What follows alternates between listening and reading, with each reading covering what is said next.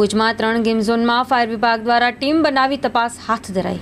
હાલે ભુજ શહેર વિસ્તારની અંદર 3 ગેમ ઝોન આવેલા છે કે જે કાલે કલેક્ટર સાહેબની અધ્યક્ષસ્થાને જે મીટિંગ લેવાની હતી એના જે સૂચના મળી અને જે ટીમો બનાવી અને ચેકિંગ હાથ ધરવામાં આવી હતી। જે અનુસંધાને જે ક્ષતિઓ જણાણી એ અનુસંધાને એ લોકોને કીધું છે કે ભાઈ તમારો ગેમ ઝોન અત્યારે હાલ પૂરતો બંધ રાખો અને ઉપરથી જે સૂચના આવશે એ પ્રમાણે પછી આગળની કાર્યવાહી કરશું।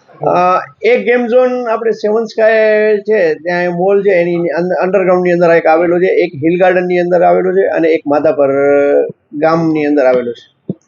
જેનામાં સેવન સ્કાયની અંદર સેવન સ્કાય જે આગળ જે મોલ છે એની આખી એનઓસી લીધેલી છે, પણ અંડરગ્રાઉન્ડની અંદર એને પરમિશન કોને આપી આ ચાલુ કરવાની એના પાસે પરમિશન હતી નહીં, એ અનુસંધાને એને બંધ કરવાનો ઓર્ડર કરવામાં આવ્યો। હાલે સૂર્યમંદિરને અમે ત્યાં કને રાજકોટ રિજનલ ફાયર ઓફિસમાં અમે રિપોર્ટ કરેલો હતો કે જે અંતર્ગત અમને એક લેટર આવ્યો છે કે ભાઈ તાત્કાલિક એમને કહો કે ભાઈ ફાયર સિસ્ટમ લગાવી એનઓસીની કાર્યવાહી કરે અને જ્યાં સુધી ફાયર સિસ્ટમ ન લાગે ત્યાં સુધી સૂર્યમંદિર બંધ રાખે।